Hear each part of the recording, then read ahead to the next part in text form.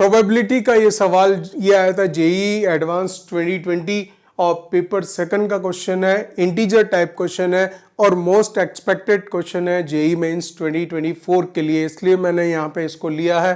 देखिए इसकी पूरी लैंग्वेज पहले समझनी पड़ेगी। Probability that a missile hits a target successfully is 0.75। तो ये जो बर्नौलीज ट्रायल्स होते हैं तो बाइनोमियल डिस्ट्रीब्यूशन होता है, उसमें हमें पता है कि सक्सेस और फेलियर और एन टाइम्स ट्रायल्स होती हैं, नंबर ऑफ ट्रायल्स। तो बर्नौलीज ट्रायल पे बेस्ड ये सवाल क्या बोल रहा है, probability that a missile hits a target successfully is 0.75। तो जो सक्सेस की प्रोबेबिलिटी हम लिखते हैं वो डायरेक्ट लिखें, P लिखते हैं और ये 3/4 है। ठीक है, जो रॉ डाटा है वो लिखते चले साथ साथ। In order to destroy the target fully at least 3 successful hits are required. तो जो टारगेट है उसको सक्सेसफुली हिट करने के लिए कम से कम 3 जो है हिट की रिक्वायरमेंट है। Then minimum number of missiles that have to be fired. तो ये कह रहा है कि मिनिमम नंबर ऑफ कितनी मिसाइल्स फायर करे so that the probability of fully destroying the target is not less than 0.95। यहां थोड़ा घुमाने की कोशिश की गई है। अगर कोई चीज लिखी जाती है नॉट लेस देन 0.95, इसका मतलब क्या होता है, this is means not less then. अगर कोई चीज नॉट लेस देन 0.95 हुई इट मीन्स ग्रेटर देन 0.95 हुई, तो इसका मतलब यह है कि इट इज ग्रेटर देन 0.95 है। तो जो प्रोबेबिलिटी है उस बात की, किस बात की, कि जो मिनिमम हिट्स करे, मिनिमम 3 हिट करे और वो टारगेट को हिट कर जाए। ठीक है, और ऐसे केस में जो प्रोबेबिलिटी बनेगी वो होनी चाहिए that should be greater then 0.95। ऐसे होने के लिए हम डायरेक्टली वो बर्नौलीज ट्रायल को हम लिखेंगे। ये अगर सक्सेस 0.3/4 है तो जो फेलियर है वो 1/4 है, और जो नंबर ऑफ अटेम्प्ट्स होते हैं वो हम n लेते हैं। फॉर्मूला हम किस तरह से ओपन करते हैं, that is the q plus p to the power n। So that is the nc0 q to the power n p की पावर 0 प्लस nc1 q की power n-1 and p to the power 1 and nc2 q to the power n-2 and p की power 2। यहाँ पे जो है success 2 बार हो गई और वो कह रहा है कि एटलीस्ट 3 टाइम्स। तो यहाँ पे हम लिखेंगे nc3 q to the power n-3 and p3। यहाँ सक्सेस 3 टाइम्स हो गई और इसके बाद में आगे जब जाएगा तो ncn जाएगा, q की पावर 0 हो जाएगी और pn हो जाएगा, और यहाँ पे जो सक्सेस है वो पूरी n टाइम्स हो जाएगी। ठीक है ना। तो अब यहाँ पे जो सक्सेस और फेलियर है इन दोनों की प्रोबेबिलिटी वैसे भी 1 ही होती है, इसको मैं 1 लिखूंगा, ये 1 हो गया इक्वल्स टू nc0। nc0 1 होता है और डायरेक्ट वैल्यू लिखना स्टार्ट कर रहा हूं, this is the q to the power n। q to the power n means 1/4, 1/4 की पावर n और p की पावर 0 प्लस nc1 n होगा। ठीक है, q to the power q means 1/4, 1/4 की पावर कितनी है n-1 और सक्सेस इज 3/4, इसकी पावर 1 है। ठीक है, प्लस nc2, तो that is the n into n-1/2। ठीक है, q जो है फेलियर है जिसकी पावर हो जाएगी 1/4 टू द पावर n-2 और जो सक्सेस है वो है आपकी 3/4, 3/4 की पावर 2 हो जाएगी। प्लस जो आगे की जितनी भी सीरीज है हमें क्या चाहिए, एटलीस्ट 3 सक्सेसफुल अटेम्प्ट्स।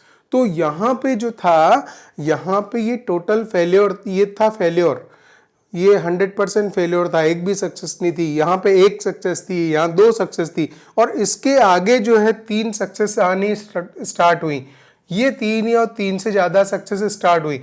और अगर हम पूरी जो टोटल प्रोबेबिलिटी है उसमें से इस वाली चीज़ को माइनस कर देंगे, ये वाली चीज़ कौन सी, ये वाली चीज़, और इसके आगे वाला जो पार्ट है यहाँ से चालू हो रहा है। ठीक है, वो क्या है, वो 3 सक्सेस, 3 या 3 से ज़्यादा सक्सेस वो यहाँ पे फिलअप होगा। आप बात समझ रहे हैं। तो मुझे क्या करना पड़ेगा, जो टोटल प्रोबेबिलिटी है उसमें से जो ये failure, full failure, 1 time success और 2 टाइम सक्सेस, इसको माइनस कर देना है तो रिक्वायर्ड प्रोबेबिलिटी आ जाएगी। और रिक्वायर्ड प्रोबेबिलिटी इनइक्वलिटी के फॉर्म में दे रखी है, वो क्या दे रखी है, that is greater than equals to 0.95।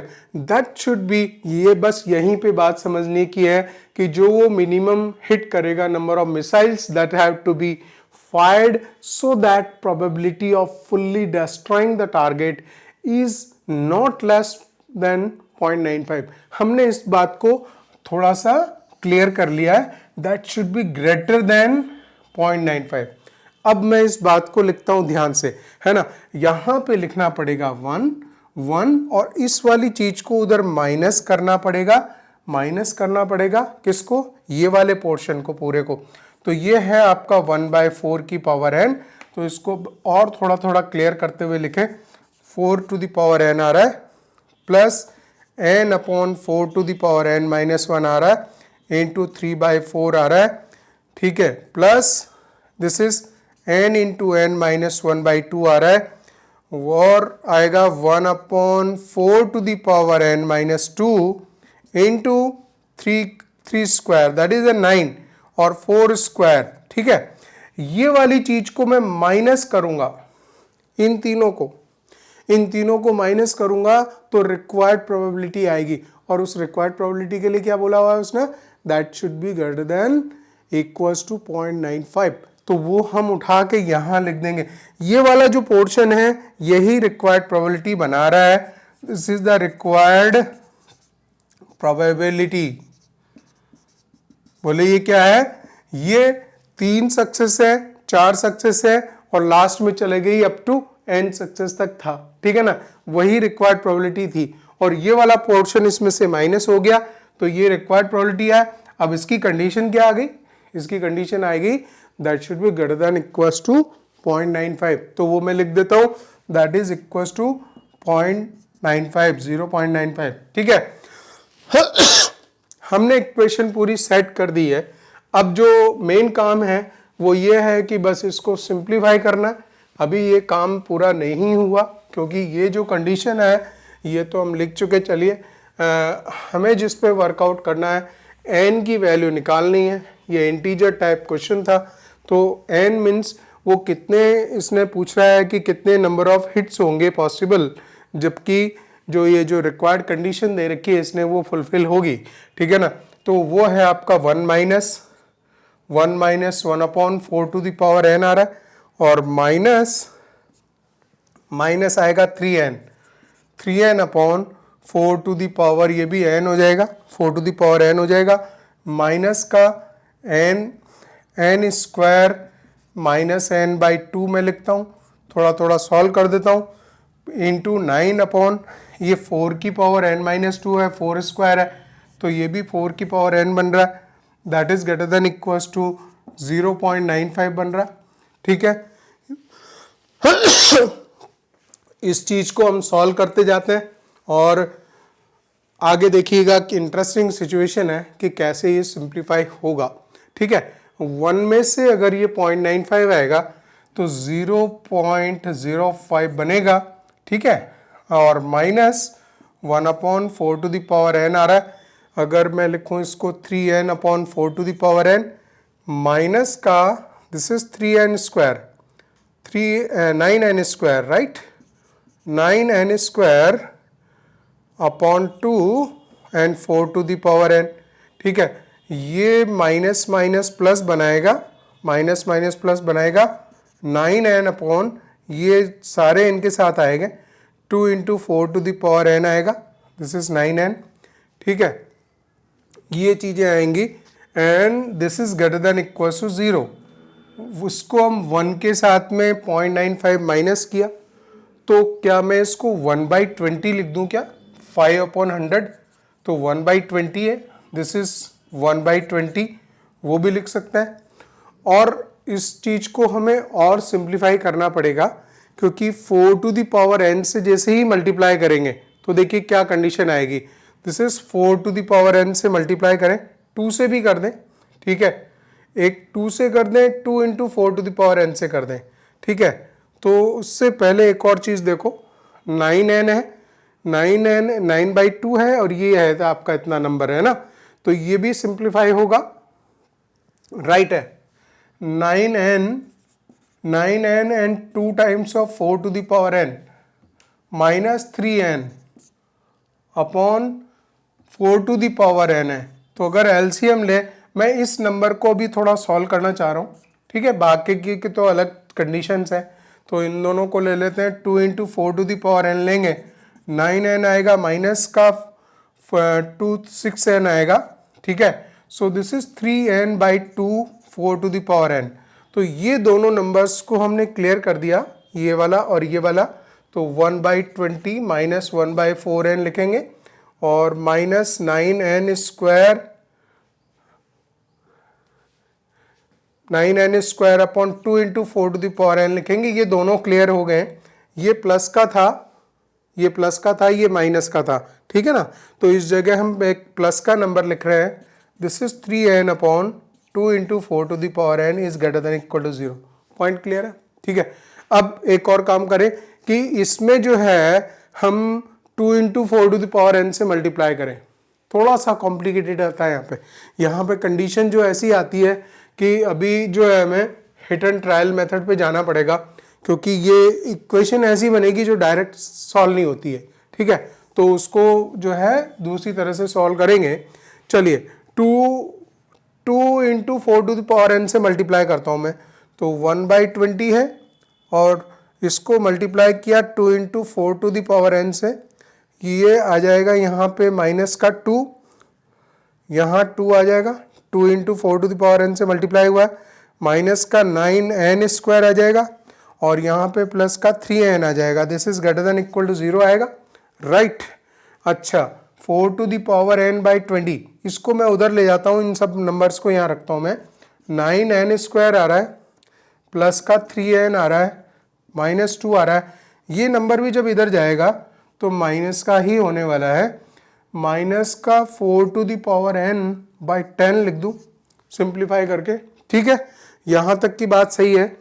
अब एक और काम करें कि इसको हम जो है इसको मल्टीप्लाई कर रहे हैं उससे, माइनस साइन से, इधर क्वाड्रेटिक दिख रही है मुझे, तो 9n square minus 3n plus 2 and this is less than equals to 4 to the power n/10 आ गया, ये भी सही है, ठीक है ना।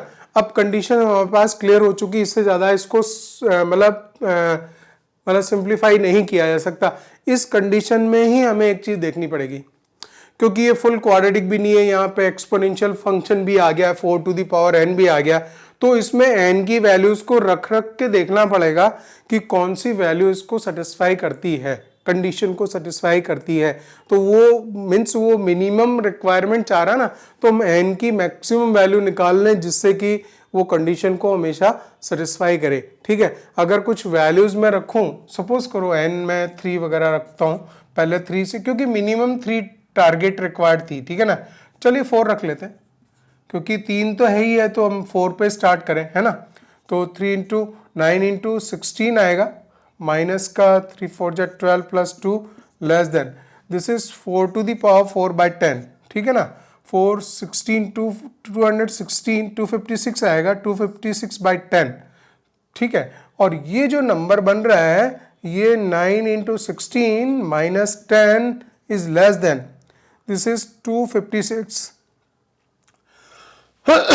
256/10 मीन्स 25.6 आ रहा है, ठीक है। और ये नंबर तो बहुत बड़ा है, तो ये सेटिस्फाई नहीं कर रहा, तो ये n4 जो है इसको सेटिस्फाई नहीं कर रहा है। देखिए हमें बिल्कुल हिट एंड ट्रायल पे ही सारा काम करना पड़ेगा, और यहाँ जो n डिसाइडर है वो डायरेक्ट नहीं बनता है, इसी तरह से बनता ही है ना। n4 पे नहीं हुआ, अब n5 छोड़ के मैं एक क्या करता हूँ, n6 ले लेता हूँ जरा, है ना। n6 ले लेता हूँ, n अगर 6 लेता हूँ तो क्या होता है देखें, n6 पे इसने सेटिस्फाई नहीं किया, ये नंबर बहुत बड़ा है, इससे 25.6 से माइनस 10 है, उसके बावजूद ये 9 इंटू 16 है, so this number is greater, तो ये फॉल्स हो जाती है कंडीशन, तो n4 सेटिस्फाई नहीं किया। Now we are taking the number hit and trial में 6 देख रहे हैं, तो 6 अगर देखेंगे 9 into this is 36 minus and 3 6 ja 18 plus 2 is less than equals to this is 4 to the power 6 divided by 10. ठीक है, तो 36 इंटू 9, 36 इंटू 9 5 9 27 5 32, ये 324 आ रहे हैं। 324 minus 16 8 1 0 308, this is around 308 less than and 4 to the power 6, 4 to the power 6 means 2 to the power 12 है ना, and this is 512 1024 into मैं 2 की पावर 10 ले लिया मैंने, और बाकी 2 की पावर 2 4 और ले लेता हूँ, 10 से डिवाइड कर देता हूँ। ठीक है, और अगर इसमें इसको डिवाइड करूँ लिखूँ तो ये नंबर जो है 308 less than equals to this is 102.4 into 4 है ना, तो ये नंबर जो है ये तो लगभग 400 समथिंग चला जाएगा, 400 समथिंग चला जाएगा, और ये 308 लेस ही है। It means n equals to 6 जो है सेटिस्फाई कर रहा है। मैंने इसको चेक कर लिया है, n इक्वल्स टू 5 आप चेक करना, वो सेटिस्फाई नहीं करेगा, n इक्वल्स टू 6 ही इसको सेटिस्फाई करेगा। ठीक है, तो यहाँ जो आंसर आ रहा है because it is satisfying the condition, तो n की वैल्यू जो है इसमें 6 आएगी। तो इस तरह से हिट एंड ट्रायल से ये चीज़ सिंप्लीफाई होती है, और मोस्ट एक्सपेक्टेड क्वेश्चन है जेई मेंस 2024 के लिए, और ये था previous year question JEE advance 2022 paper 2 का क्वेश्चन था। बहुत अच्छा सवाल बनेगा अगर जेई मेंस में ये दिया जाए।